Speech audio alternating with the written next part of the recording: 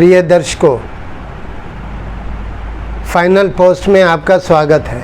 आज हम उस विषय पर चर्चा करने जा रहे हैं जो आज की तारीख में विश्व में चर्चा का केंद्र बना हुआ है। वह देश है अफ़गानिस्तान, जहां के राष्ट्रपति अशरफ गनी अपने देश के नागरिकों को असहाय छोड़कर तजाकिस्तान भाग गए हैं। उनके भागने का कारण उनका डर, तालिबानी हुकूमत का कब्जा। वे लोग जो 20 साल पहले तालिबानी हुकूमत की जातियों को, उनके जुल्मों को सह चुके हैं, वह आज इतनी दहशत में है कि वे किसी भी स्थिति में वहाँ से निकलना चाहते हैं। वे अफ़गानिस्तान को छोड़ना चाहते हैं। यही कारण है कि अफ़गानिस्तान में अफरा तफरी का माहौल है। एयरपोर्ट पर लोग दीवारों को फांद कर अंदर जा रहे हैं। हवाई जहाज़ पर ज़रूरत से ज़्यादा लोग चढ़ने की कोशिश कर रहे हैं। इसका एक उदाहरण है अमेरिका द्वारा जब अपना C-17 एयरक्राफ्ट अफ़गानिस्तान भेजा गया अपने नागरिकों को निकालने के लिए, तो उस पर ज़रूरत से ज़्यादा लोग चढ़ गए और उन्होंने अंदर ही नहीं बल्कि बाहर उनके पंखों पे बैठ गए, जिसकी वजह से सुरक्षाकर्मियों को, अमेरिकी सुरक्षाकर्मियों को वहाँ पर गोलियां चलानी पड़ी, जिसमें 5 या 7 अफ़गानिस्तानी नागरिक मारे गए। और उसके बाद एयरक्राफ्ट में अमेरिकन नागरिकों को बिठाकर जब टेक ऑफ करने के लिए तैयारी हो रही थी, तो कुछ अफ़गानी नागरिक उसके पंख पे जाके बैठ गए जो टेक ऑफ करते समय, जिसमें से कुछ लोगों के आसमान से गिरने से मृत्यु हो गई। तो ये दर्शाता है कि अफ़गानिस्तानी नागरिकों में किस तरह दहशत का माहौल व्याप्त है। वहाँ की जो महिलाएं हैं और बच्चे हैं, उनकी स्थिति और दर्दनाक है, जहां महिलाओं के साथ रेप तक की वारदात की जा रही है, जहां उनके साथ यौन शोषण किया जा रहा है, वहीं बच्चों को प्रताड़ित किया जा रहा है। तालिबानी हुकूमत के काबिज होते ही तालिबान ने अपने कानून को पहले ही लागू कर दिया, कानून की घोषणा कर दी, जिसमें महिलाओं का बुर्का पहनना, उनके पैरों के उंगली भी बाहर न दिखाई देना, उनका ऑफिस में न जाना, उनके ऊपर उनका नमाज, उनको अकेले घर से बाहर नहीं जाना, बिना अपने शौहर के वो बाहर नहीं जा सकती।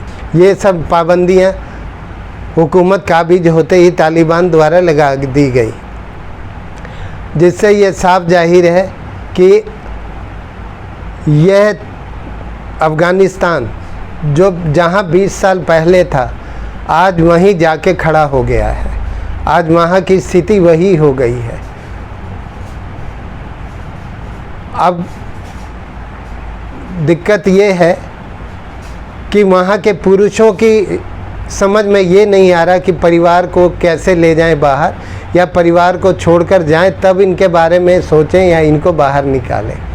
यही कारण है कि हर एक व्यक्ति, ज़्यादातर जेंट्स, अपने परिवार को छोड़कर एयरपोर्ट की तरफ भाग रहे हैं। मज़ेदार बात देखने में ये आ रही है कि अभी तक एक भी अफ़गानिस्तान सरकार का आला अधिकारी सामने नहीं आया और न वो तालिबानियों द्वारा पकड़ा गया है। इससे यह साफ होता है कि यह पहले ही मन बना लिया गया था अफ़गानिस्तान सरकार द्वारा, अफ़गानिस्तान के राष्ट्रपति अशरफ गनी द्वारा, कि उनको सरेंडर करना है, उनको लड़ना नहीं है, उनको यहाँ अपने देश को छोड़ के भाग जाना है। तो जब यह स्थिति आनी ही थी, तो क्या 20 साल जो अभी दिए गए अफ़गानिस्तान को, जब अमेरिका की सैन्य टुकड़ी वहाँ थी, अमेरिका की सैन्य टुकड़ी ने वहाँ के सैनिकों को भी ट्रेंड किया, वहाँ के सैनिकों का मनोबल बढ़ाया, तो क्या 20 साल अशरफ गनी के लिए पर्याप्त नहीं थे कि अपने सैन्य शक्ति को मजबूत करते और अपने देश की सुरक्षा के बारे में सोचते? उनका हमेशा ध्यान दूसरी कंट्री से मदद लेने में ही रहा, चाहे वो भारत हो या और कोई कंट्री हो। भारत द्वारा नेशनल एम्बेसी जिसका निर्माण 600 करोड़ में किया गया था, उसको भी तालिबानियों द्वारा पूरी तरह से तबाह कर दिया गया। तालिबान के अध्यक्ष मुल्ला ब्रदर, जो अब अफ़गानिस्तान के राष्ट्रपति घोषित कर दिए गए, उनके आते ही वहाँ के सभी रेडियो स्टेशन, सभी चैनलों पे कब्जा कर लिया गया तथा दबाव में वहाँ स्थानीय नागरिकों से यह कहलवाया जा रहा है लाइव चैनल में कि यहाँ पे सारी स्थिति सामान्य है, यहाँ किसी तरह का दबाव नहीं बनाया जा रहा है।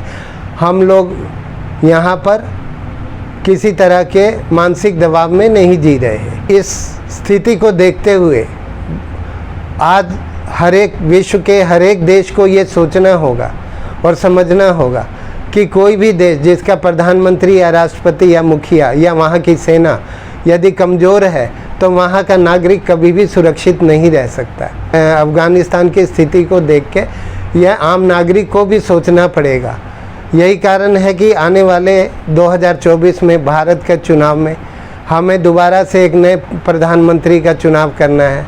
लोकसभा चुनाव में अपने वोट, अपने मताधिकार का प्रयोग करना है।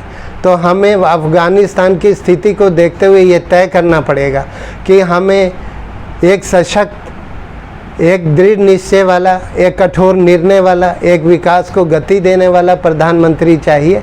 तालिबान को अभी तक किसी देश का समर्थन प्राप्त नहीं हुआ, परंतु पाकिस्तान की सुरक्षा परिषद की मीटिंग में तालिबान को समर्थन देने की जहां बात कही जा रही है, वहीं चीन ने इसका खुला समर्थन करते हुए इससे दोस्ती का संबंध बढ़ाने की अपील भी की है। तो यहाँ यह सोचना होगा कि चीन एक सर्वशक्तिमान विश्व का नंबर 1 कंट्री बनने के होड़ में उन मुस्लिम कंट्रियों को अभी सहारा ले रहा है जो उग्रवाद को बढ़ावा देते हैं, जिसमें पाकिस्तान नंबर 1 है।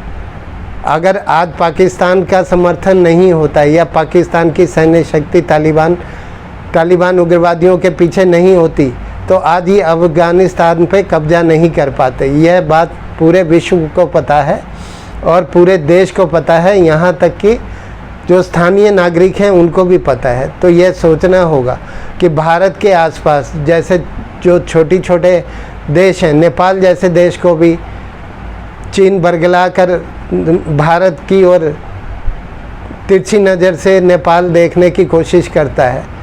अफ़गानिस्तान और तालिबान और पाकिस्तान वैसे ही इसके विरोध में खड़े रहते हैं। आए दिन पाकिस्तान से जो है उग्रवादियों की भेजा जाता है और वहाँ से जो है फायरिंग की जाती है, हमारे सैनिकों को मारा जाता है। तो उस स्थिति से निपटने के लिए हमें एक मजबूत नेता की ज़रूरत पड़ेगी और मजबूत नेता ही देश को बचा सकता है। इसके लिए यहाँ के नागरिकों को भी ये सोचना होगा कि भारत का हाल भी कहीं अफ़गानिस्तान के अशरफ गनी जैसा ना हो जाए।